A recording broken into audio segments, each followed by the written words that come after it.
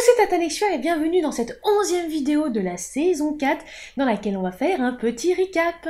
Et oui, de tout ce qu'il faut faire avant la sortie de l'ouvrage. On verra la semaine prochaine comment gérer les retours positifs sur son livre avant de voir effectivement comment gérer les retours négatifs. En attendant, on révise le générique.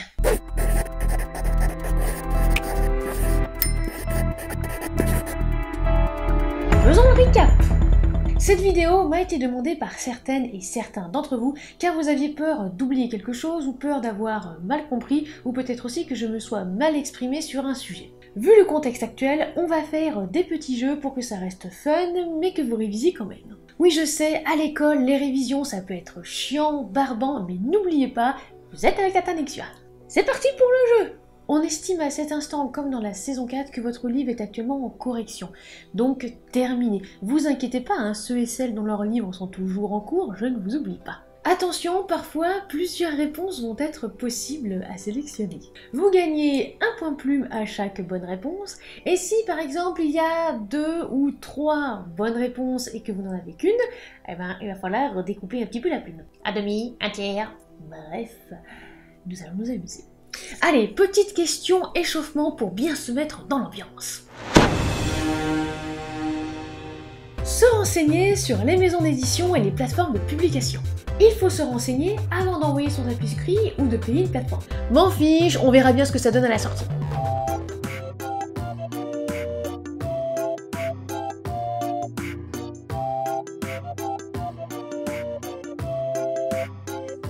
Évidemment, il faut se renseigner avant et évidemment aussi avant de payer quoi que ce soit. Je reçois et je vois encore beaucoup trop de posts sur les groupes Facebook ou sur les autres RS avec « J'ai reçu un contrat d'une maison d'édition, pensez-vous que c'est bien? Pensez-vous que je devrais signer ?» Mais c'est avant en fait qu'il faut se renseigner. Pourquoi ?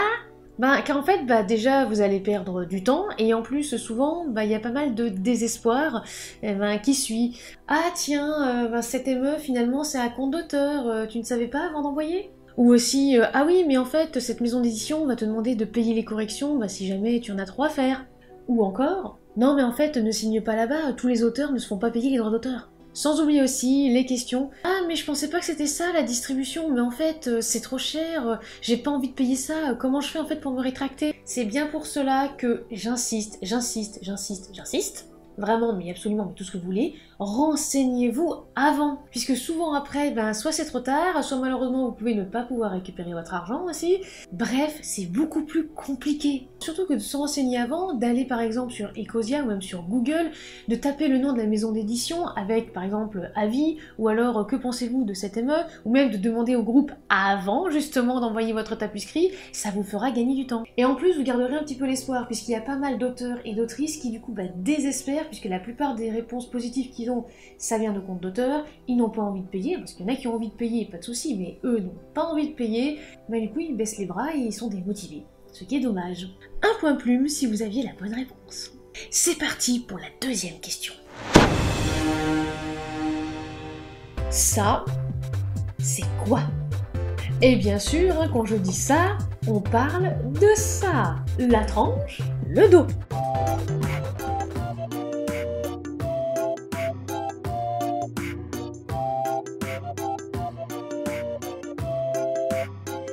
Je suis complètement intranchable et j'espère que tout le monde a répondu le dos. Pourquoi? Je le rappelle, mais la tranche, c'est là où ça va être tranché. Oui, les feuilles, on coupe, ça tranche. La tranche. Le dos du livre, c'est quand votre petit livrounet va être rangé dans votre bibliothèque, vous allez voir le dos. Alors je sais aussi que j'insiste sur ce point, mais je vois encore des auteurs, des éditeurs, et pire parfois des sites et des plateformes de publication qui se trompent. Là où ça va poser problème, c'est quand justement vous allez demander à un graphiste, ou un infographiste, ou un illustrateur de réaliser votre couverture, et que vous allez donner des dimensions, et il peut y avoir des quiproquos. Ah tiens, mais si, j'ai calculé la tranche justement sur un site, c'est ça. La tranche ou le dos? Ne rigolez pas, c'est arrivé à un auteur avec son imprimeur récemment. En fait, l'imprimeur lui demandait justement l'épaisseur du dos et de la tranche. Et forcément, il n'a pas trop compris. Le dos, il a confondu avec la 4e de couverture. La 4e de couverture, on rappelle, c'est ça. Ce qui a amené à plus de frais, aussi pas mal justement d'appels, on ne parle pas des quiproquos et du reste, mais le vocabulaire, surtout en édition, c'est important. Quand on vous demande justement l'épaisseur du dos, c'est l'épaisseur du dos. Si vous voulez une illustration sur le dos, c'est une illustration sur le dos. Si vous demandez une illustration sur la tranche, ça va être justement sur les feuilles, comme je vous ai montré. C'est pour ça que si vous commandez à un graphiste des illustrations sur la tranche, il va croire que ça va être du coup pour les feuilles. Et oui, je sais, c'est un petit peu passé dans le langage courant. Alors oui, qu'est-ce que vous pensez de la tranche? Non, s'il vous plaît, il y a des termes, et après justement ça peut amener à des couacs, c'est pas possible. Donc c'est bien le dos. Un point plume si vous aviez la bonne réponse. Je n'ai pas de titre, je ne sais pas comment faire, help! Ah, c'est grave, c'est mort, je vous prive de dessert. Rassemblez vos idées, les éléments d'ouvrage. Vous regardez la vidéo de Tata Nectua sur les titres.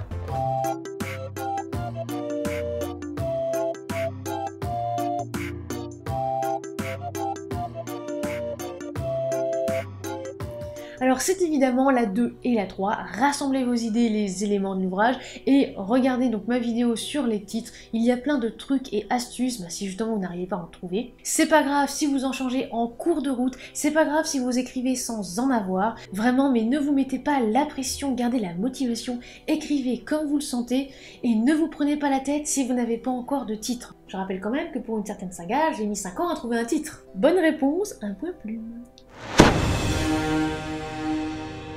Quelles informations doit contenir la première de couverture? Le nom de l'auteur, le titre de l'œuvre.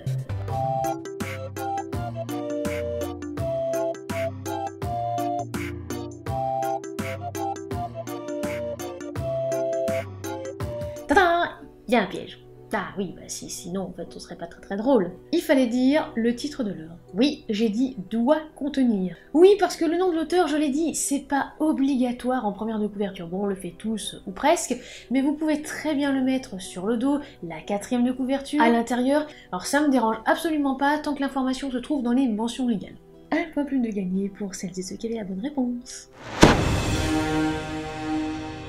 Et du coup, quelles informations va contenir la 4e?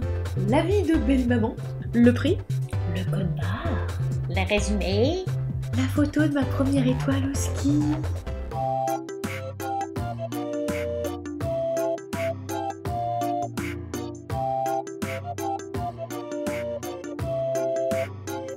Évidemment, il fallait dire le prix, le code barre et le résumé. Alors j'ai quand même insisté là-dessus dans cette saison 4, mais c'est parce qu'il y a encore beaucoup d'auteurs qui oublient. Alors déjà, je rappelle que le livre est un produit, donc il doit posséder un code barre, un ISBN. Et évidemment, c'est dans l'optique que si vous voulez le vendre et pas le garder dans un cercle privé familial. Et aussi un résumé, ou alors un extrait à la limite en 4e de couverture, mais plus souvent, on va dire, on fait un résumé. Et pour celles et ceux qui me demandent encore, oui, mais pourquoi il faut mettre le prix, gna gna gna, j'ai envie de changer comme je veux si jamais j'en vends pas. Ouais, alors en fait, c'est une obligation légale de mettre le prix, et il y a la loi du prix unique, j'en ai déjà parlé dans la vidéo justement sur les prix, avec les exceptions et tout le reste, qui dit aux lecteurs et aux lectrices que vous ne les avez pas arnaqués. Parce que vous pouvez très bien être de bonne foi, mais eux ils en savent rien. Si par exemple ils commandent sur internet, que ce soit auprès de vous, ou même auprès justement d'un site, d'un libraire, etc. Ils ne voient pas le prix affiché. Qu'est-ce qui vous empêche de changer le prix sur les plateformes, ou si en plus c'est auprès de vous, qu'est-ce qui vous empêche justement, tiens, de grossir un petit peu pour vous faire un peu plus de marge? C'est bien pour ça que quand il est déposé à la BNF, il faut renseigner le prix doit être affiché, et c'est bien pour ça qu'il faut y réfléchir avant. Un point plume pour celles et ceux qui avaient trouvé. J'ai besoin d'une couverture, je peux payer un illustrateur ou une illustratrice, le faire moi-même, utiliser une image libre de droit.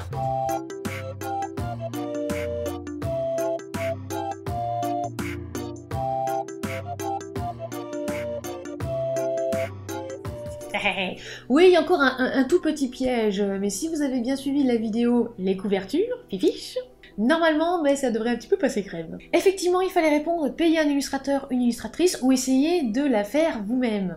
Pourquoi pas la dernière? Tout simplement parce que j'ai dit libre de droit et pas libre de commercialisation.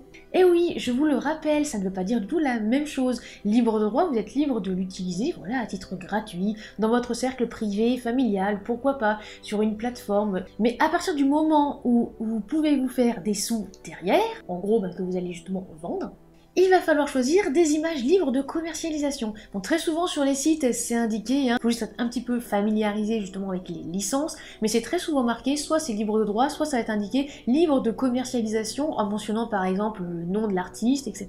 Mais veuillez à bien vérifier. Et on n'oublie pas le point plume si vous avez la bonne réponse.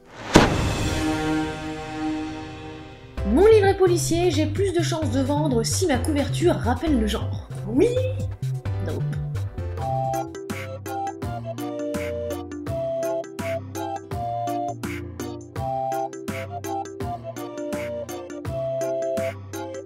Évidemment, il fallait répondre oui et vous gagnez un point plume. On en a déjà parlé et je sais, ça vient un petit peu aussi des idées reçues de ce formatage.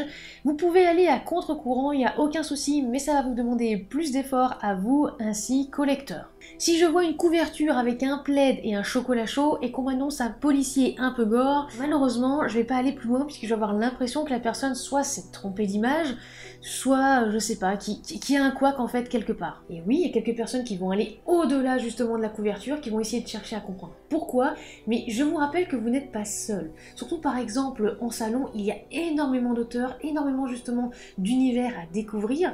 Personnellement, on n'a pas forcément le temps, ni des fois l'envie en fait, de réfléchir à quel genre ça appartient, qu'est-ce que c'est. Non. Oui, je sais, c'est dommage, il y en a parfois qui essayent de le tourner de façon parodique. J'ai déjà vu par exemple un Noël, mais il y avait par exemple du sang sur la couverture, donc là pour le coup il y avait quand même des petits indices, mais quand vraiment c'est un petit peu emprunté à un autre genre, ça peut porter à confusion, et n'oubliez pas que parfois sur les plateformes en ligne, que ce soit Amazon, Fnac, Cultura, les sites, les personnes regardent la couverture d'abord et peuvent même acheter sans lire le résumé, et après être déçus, et après du coup vous mettre une mauvaise note, parce que les gens n'ont pas lu, n'ont pas fait attention. Ce qui est dommage. Pour le prix de mon ouvrage, je mets le prix que je veux, regarde la concurrence, liste mes coûts. Ouais, je suis en train de lister mes coûts là. Mais moins cher qu'un livre en ME puisque je suis en AE, donc c'est forcément moins bien.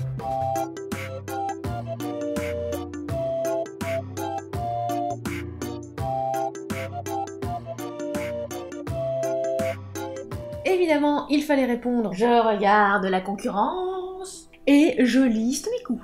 Celles et ceux qui ont sélectionné la dernière ont sûrement des a priori sur l'auto-édition ou ne se rendent pas compte des frais engendrés. On a plusieurs casquettes, on fait tout et si on fait bien notre taf, on a le droit d'être rémunéré correctement. Je vous invite d'ailleurs, si vous avez encore des petits a priori sur l'auto-édition, d'aller regarder les chaînes du portail de l'auto-édition, tenues justement par Abby Green. Et également, pourquoi pas, les chroniques de Titou, celles de Mélanie Desforges, auteur, et bien d'autres qui vous révéleront les pépites que l'on peut trouver en auto-édition. Alors oui, je sais, il y a des personnes justement qui bâclent un petit peu leur travail, qui publient un premier jet, et qui du coup ternissent l'image des auto-édités. Mais finalement, c'est comme tout, il y a des maisons d'édition aussi qui le font, et on en parle moins. C'est vrai ça, quand on trouve 10 coquilles dans un livre de maison d'édition, on n'en fait pas tout un foin, et pourtant, quand c'est le cas dans un livre auto-édité, ah ça y est, c'est la fin du monde.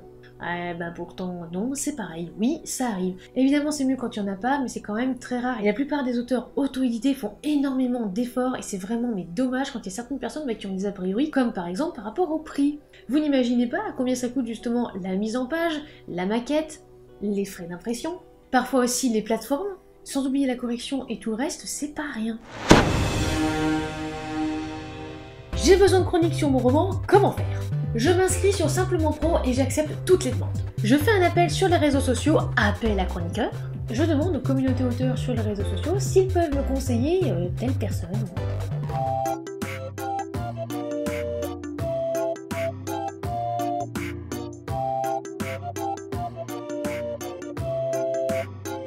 Évidemment, il fallait répondre les deux dernières avec l'appel aux chroniqueurs sur les réseaux sociaux et aussi demander aux communautés auteurs s'ils avaient des personnes à vous conseiller. Pourquoi pas la première? Eh oui, je vous vois venir puisqu'évidemment, dans la vidéo appel aux chroniqueurs, fifiche, j'ai parlé de Simplement Pro. Oui, mais là justement dans la réponse, j'ai dit accepter toutes les demandes. Déjà parce qu'il faut vraiment se renseigner sur les chroniqueurs et chroniqueuses avant. Vous vous souvenez du réseau de Jackie dans le 71? Et évidemment aussi ceux qu'ils ou elles ont l'habitude de lire. On en a déjà parlé, mais si par exemple votre ouvrage est horreur, voire gore, et si vous acceptez la demande d'un chroniqueur qui ne lit que de la romance contemporaine, ça risque de coincer. Est-ce qu'il a envie de sortir de sa zone de confort, ou est-ce que c'est quelqu'un qui n'a pas forcément fait gaffe, qui a cliqué comme ça? Est-ce qu'il fait partie des chroniqueurs? Oui, malheureusement, ça existe, mais qui veulent juste récupérer justement un ouvrage et malheureusement parfois après le mettre sur des sites pas forcément très légaux. Bref, il faut se renseigner avant et sélectionner justement les chroniqueurs qui peuvent aussi toucher le public cible de votre ouvrage. Ça paraît un petit peu aussi évident. Vous allez sélectionner, si votre livre est gore, horreur, des chroniqueurs qui ont l'habitude de ce genre et qui, justement, les gens qui lisent en fait leurs chroniques, souvent ils veulent trouver des livres de ce genre-là. Oui, parce que je rappelle qu'une chronique, ça permet d'agrandir le champ de la visibilité de l'ouvrage et aussi de glaner quelques lecteurs et lectrices supplémentaires. Et aussi de demander aux communautés auteurs de vous aider, puisque évidemment, il y a des personnes qui sont dans le circuit depuis longtemps et qui savent, ah bah oui, tiens, cette chroniqueuse, elle fait de super chroniques détaillées, ah bah celle-là par exemple, elle est payante, mais elle fait vraiment un travail génial, ah en fait, tu ne sais pas, celle-là, elle fait aussi des chroniques vidéo, etc. Mon livre va sortir 1er janvier. Allez, go s'occuper des chroniqueurs, j'ai encore le temps. C'est génial, je vais pouvoir l'acheter en librairie. Autre réponse.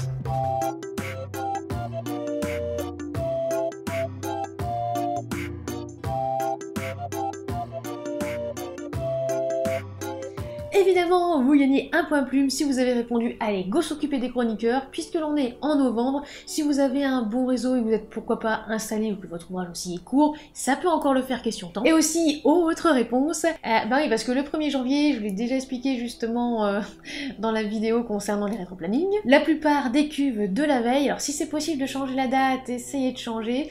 Sinon, jouez dessus si par exemple votre thème tourne autour des fêtes. Alors en revanche, je sais qu'on m'a dit qu'il y a certaines librairies qui étaient ouvertes le 1er dans l'après-midi, mais ça reste quand même rare, et si votre livre est disponible en librairie, c'est dommage puisque le jour de la sortie, je rappelle que c'est quand même à ne pas louper, c'est un événement, il sera pas disponible à l'achat. C'est dommage. C'est ce qu'on appelle aussi le choix judicieux de la date de sortie. Si votre ouvrage va évoquer la Saint-Valentin, il faut le sortir autour de cette fête. Légèrement avant, en revanche, pas en octobre, en plein Halloween. Ne rigolez pas, j'en ai déjà vu qu'ils l'ont fait. Oui, et après, qu'ils sont venus me demander pourquoi ils n'en avaient pas vendu. Le choix judicieux de la date. Et c'est pareil, pas forcément non plus en plein été, surtout si ça parle chocolat chaud, plaid et grosses parkas. Idem, si votre ouvrage est un thriller qui évoque un tueur en série sur les plages l'été, sortez-le pile avant les grandes vacances. Et si en plus il est en format poche et qu'il est transportable partout, bingo, c'est gagné. Votre ouvrage est en cours d'écriture et vous avez besoin d'avoir des retours constructifs. Et oui, je vous l'avais dit, je ne vous oublie pas ceux et celles qui ont encore un ouvrage en cours. Vous confiez à votre belle-mère qui va détester votre ouvrage, point bonus, elle lit peu. Vous ouvrez un compte sur les RS, vous ouvrez un compte sur une plateforme, vous demandez une alpha lecture.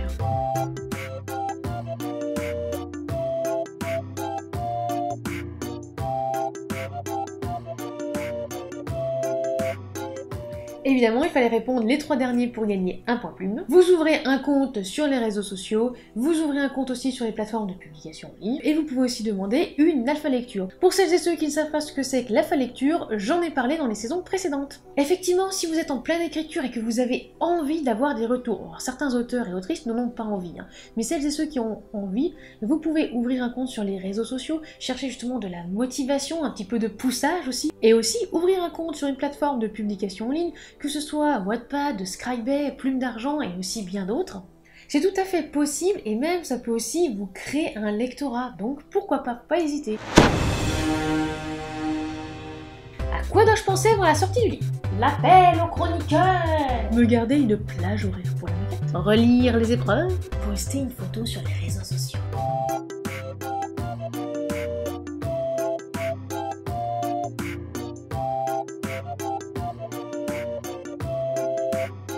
Effectivement, pour gagner un point plume, il fallait répondre tout. À moins d'avoir un super réseau ou d'avoir un petit objectif, je sais que certains auteurs ont juste un objectif, sortir un livre, là d'accord, mais la plupart veulent en vendre ou peut-être même en vivre. Il faut donc créer de l'attente. Réfléchir avant la sortie à ce que vous voulez montrer, mais n'oubliez pas, la promo, ça continue aussi après. Évidemment, les appels aux chroniqueurs, il faut y penser avant, puisque certains sont pleins très tôt. Moi par exemple, les prochaines places, c'est en juin 2021. Idem pour la maquette ça peut vraiment prendre du temps, c'est tout comme la mise en page. N'oubliez pas de vous garder quand même du temps pour ça. Relire les épreuves. Ce que l'on appelle les épreuves, c'est la première version de l'ouvrage.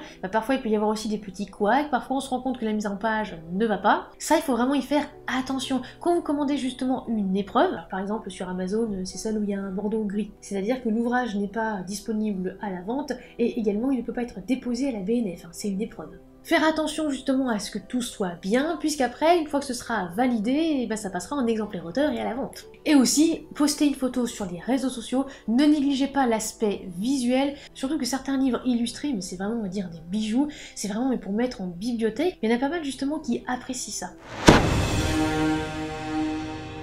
J'ai 2000 € de frais de correction, j'ai peur de pas m'en sortir et de vendre assez pour me dégager la tête hors de l'eau, je fais quoi? J'augmente le coût dans mes calculs avant de mettre le prix sur l'ouvrage. Je crée un événement, par exemple une campagne Ulule, je change de correcteur.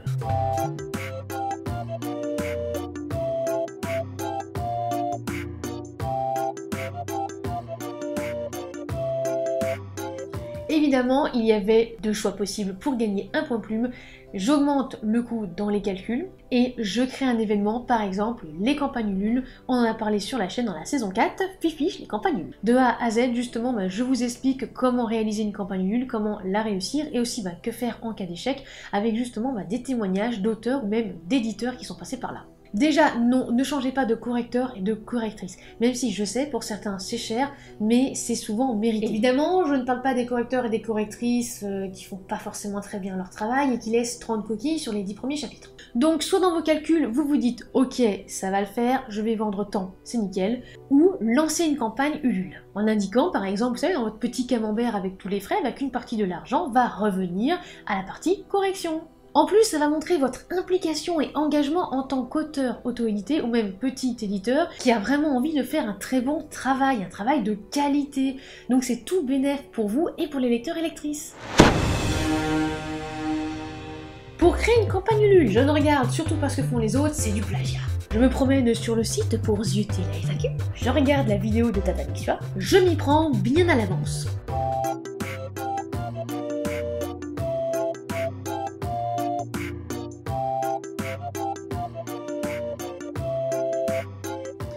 Un peu de pub ne fait pas de mal. Oui, effectivement, il faut se promener sur le site pour zioter la FAQ, regarder pourquoi pas ma vidéo et également s'y prendre à l'avance. Et dans la description dans la vidéo, j'ai évidemment mis les campagnes Ulule qui ont fonctionné et non, ce n'est pas du plagiat, mais très souvent j'entends ce mot mais attire la rigole, alors que je rappelle qu'il n'existe pas en droit français, ce n'est que la contrefaçon, on en a déjà parlé, et en plus ce n'est pas parce que vous allez regarder des campagnes Ulule et comment font les autres que c'est du plagiat. Évidemment, vous n'allez pas copier-coller l'intégralité de la campagne Ulule, puisque ce ne sont pas les mêmes goodies, ce ne sont pas les mêmes contreparties, et vous n'aurez certainement pas les mêmes frais. Et en plus, il faut savoir pourquoi les autres ont réussi. Très souvent, il y a des campagnes qui ne fonctionnent pas, parce qu'ils n'ont pas voulu regarder comment ça se faisait chez les autres. Et oui, il faut s'y prendre à l'avance. Mon budget pour Noël a été arrêté le 5 novembre. Je dois vraiment pas dépasser, on va dire, 1 centime pour le coup. Donc si vous me prévenez mi-décembre, en fait, il y a une campagne Ulule là qui se termine dans 15 jours, est-ce que tu peux m'aider?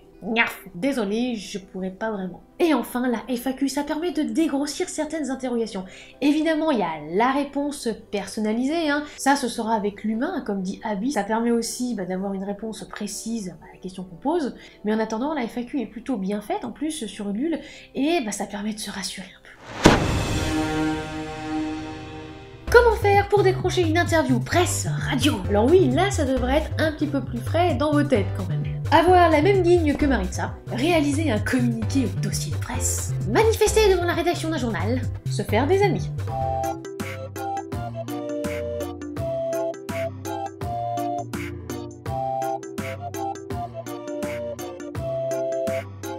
Et oui, pour avoir le point plume, il fallait répondre, réaliser un communiqué et ou dossier de presse et se faire des amis. Tout simplement parce qu'un communiqué ou dossier démontre déjà, en prime abord, votre engagement et aussi on vous prend plus au sérieux. Ça fait plus professionnel. On en a déjà parlé dans la vidéo précédente. Comment en faire un? Il y a un exemple, je m'y suis pris au jeu également. J'ai pas dit que c'était le meilleur qui soit, absolument pas. Je suis très déçue d'ailleurs de ma une, mais pour le moment, j'ai pas encore trop réfléchi à ce que j'allais faire. Mais j'ai essayé. Et aussi se faire évidemment des amis. Oui, souvent on néglige l'aspect réseau. Ah là là, lui de toute façon il s'est fait pistonner. Ouais, ok, peut-être. peut-être pas, il a peut-être aussi eu de la chance. Parfois il faut saisir des opportunités, parfois aussi il faut savoir provoquer sa chance. Peut-être aussi que vous aussi, vous auriez pu avoir justement cette opportunité si vous vous étiez rapproché de telle ou telle personne. Ou peut-être tout simplement aussi que vous avez une mauvaise stratégie de communication. On en a parlé dans la vidéo précédente avec l'exemple du super travail de Tatiana Ramazotti. N'hésitez pas d'ailleurs à la contacter si jamais vous avez besoin. Mais parfois on peut bloquer ou avoir du mal avec des objectifs, soit qu'on ne sait pas définir, soit on ne sait absolument pas par où commencer, et du coup on reste un petit peu seul dans son coin. Et c'est vraiment dommage parce que la communauté peut être très bienveillante. Et évidemment, il faut savoir faire un petit peu le tri et garder que le positif. Mais c'est possible. Voilà, donc le jeu est terminé et il y avait 14 points plumes à gagner. Si vous avez les 14 points plumes, bravo, félicitations, vous avez extrêmement bien suivi les vidéos de la chaîne, vous avez absolument tout compris, il n'y a rien qui vous a échappé, bravo à vous. Si vous avez entre 9 et 13, ça va, c'est plutôt un très bon score, c'est même très satisfaisant. Il y a quelques petits trucs qui vous ont échappé, mais c'est pas grave, c'est quand même très bien. Si vous avez entre 4 et 8 points plumes, effectivement, il y a des petites choses dont vous vous souvenez plus, ou alors que vous aviez peut-être mal compris, ou tout simplement, c'est quand il y avait plusieurs réponses et vous aviez peut-être qu'un demi-point plume ou un tiers de point plume et ça vous a un petit peu pénalisé. Ne vous inquiétez pas, c'est pas grave, vous ne serez pas privé de dessert. Et si vous avez moins de 3 points plumes, c'est peut-être parce que vous êtes nouveau ou nouvelle sur la chaîne, que vous n'avez pas eu le temps encore de regarder toutes les vidéos, c'est pas grave, si vous avez des questions, les auteurs, la communauté et même moi, on reste disponible absolument pour vous. En bref, on ne laisse rien au hasard, le côté promotion, marketing, communication, c'est un tout. On n'hésite pas à s'entourer de personnes bienveillantes. Oui, il y en a, parfois effectivement il faut faire un petit peu le tri sur les réseaux, mais c'est possible, il faut garder en tête qu'il faut avancer. On se fait un rétro-planning ou une liste de tâches pour ne rien oublier. Si jamais vous trouvez ça trop rigoriste, essayez alors plutôt de vous faire une to-do list sûrement sur une journée, à voir justement comment vous en sortez ou à hiérarchiser les tâches. Autre petit récap. Dans l'ordre, après votre dernier passage, votre dernière réécriture, vous aurez les corrections, il faudra les checker, la mise en page, le prix à définir, la maquette à faire, les épreuves à vérifier, les exemplaires à acheter, le dépôt à la BNF, les chroniqueurs, tout ce qui concerne la promotion, les inscriptions au salon. Et oui, que l'on soit en maison d'édition ou en auto-édition, c'est du travail, il y a beaucoup de choses à faire. Et ne vous dites pas, non mais c'est bon, je suis en maison d'édition, tout est plié, et maintenant vous pouvez vous reposer sur les roses. Oui, c'est l'expression de Tata Nexua, et ça pique pas trop. Eh bien non, il faut toujours rester aux aguets et c'est pas la maison d'édition en fait qui va faire tout le travail, surtout qu'en plus les maisons d'édition ont beaucoup d'auteurs et malheureusement certaines vont faire peut-être un post par an et c'est tout, et c'est pas avec ça en fait que vous allez vendre. Avant de lancer une campagne nulle, on réfléchit, on regarde ce que l'on peut faire en contrepartie, on liste bien ses coûts, c'est très important et on s'entoure. Croyez en vous, en la motivation ultime. Et ne vous découragez pas, jamais. Même si des fois il y a des coups durs, oui, je l'ai déjà dit, ça arrive à tout le monde. Tout le monde s'est déjà cogné un orteil au moins une fois dans sa vie ou un doigt. C'est pareil, mais il faut savoir se relever, rebondir et avancer. Voilà, c'est la fin de cette vidéo. J'espère qu'elle vous aura plu puisqu'elle est un petit peu spéciale, ça change d'habitude. La semaine prochaine, on s'attardera sur comment gérer les retours positifs sur son ouvrage. Et oui, c'est très important. N'oubliez pas de vous abonner, de lâcher un like et un commentaire, ça nous fait toujours plaisir. Et pourquoi pas de venir nous faire un petit coucou sur les réseaux sociaux. Si vous souhaitez nous soutenir parce que notre contenu vous plaît, c'est possible dès à présent en vous rendant sur les plateformes Tipeee ou Utip en attendant l'arrivée de la prochaine boutique. Et en attendant le prochain conseil, soignez votre plume.